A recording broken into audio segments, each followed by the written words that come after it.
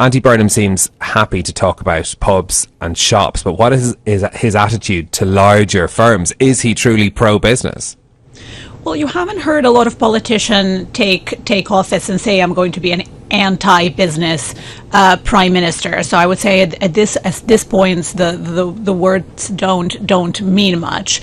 I do wonder, some of the other, catchphrases we've heard in recent days, the last couple of weeks have been, we need to ask people, businesses, for just a little bit more to make things a little bit fairer. I sort of wonder what that is code word for. I wonder what he means when he says he's going to be asking for a little bit more, and is he actually going to be asking businesses and some workers for what they would think is a lot more, and then how that clashes or doesn't clash with him being seen as pro-business. Okay, do you expect significant tax increases then in the budget? Do you expect land value tax, wealth taxes to come? It's obviously early days. Today is just the kind of transition day, but surely most people will be thinking about that first budget that he's going to deliver.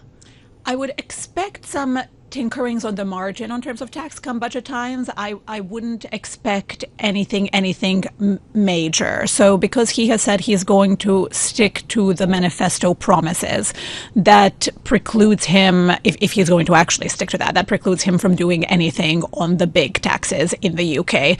So then the question is, how far is he going to go in terms of smaller taxes and trying to get more money that way? I think a big test in that will be, I'm sure the Prime Minister knows that if he tries having any unfunded increases in expenditures, that there will be a very negative market reaction to that. But what I think is a bigger question is, to what extent are markets going to tolerate tax rises on paper, which might sort of hypothetically fix the fiscal arithmetic and work, but in practice, are they going to be so damaging to growth that you're not actually going to see enough economic activity to see any of those tax rises? But from what we've seen, it seems like there will be some sort of tinkering with some of the smaller taxes. How important is the choice of Chancellor going to be to perceptions of that policy as well? Shabana Mahmood, widely seen as a wise choice, reported as being in the lead for that position, but she has no experience in economics or running a business. Well, it is a little bit funny, isn't it, that somebody who we know nothing about her stance on economics, and isn't it sort of funny that that's seen as the sort of the safe pair of hands, the pro-stability, market-favored choice, and I can see why. It's because the other name that has been floated previously was Ed Miliband, and I think there are some questions there around would that have been a more ideologically driven chancellor.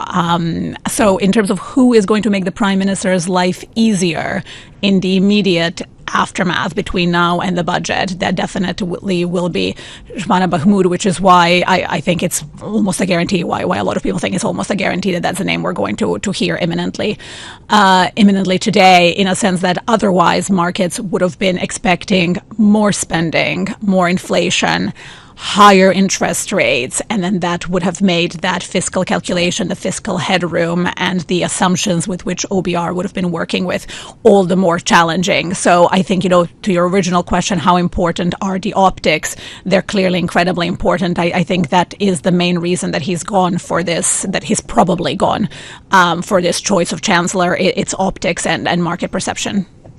I think it's really interesting the way that you're speaking to me. This does not sound very positive or hopeful. This is has been, Andy Burnham, one of the most popular politicians in the UK recently. And I note, for example, I was reading our opinion columnist Rosa Prince, who's got great interesting views a lot of the time. She says that Andy Burnham has a shot at greatness, and it does feel like the UK, after these 10 years of frankly a lot of chaos politically and a huge economic issue with stagnant growth and stagnant wages and a cost of living crisis, that maybe we are at a tipping point where we do need somebody quite radical to come in and actually try to improve things. It doesn't sound like you're enormously optimistic that Burnham could be that figure.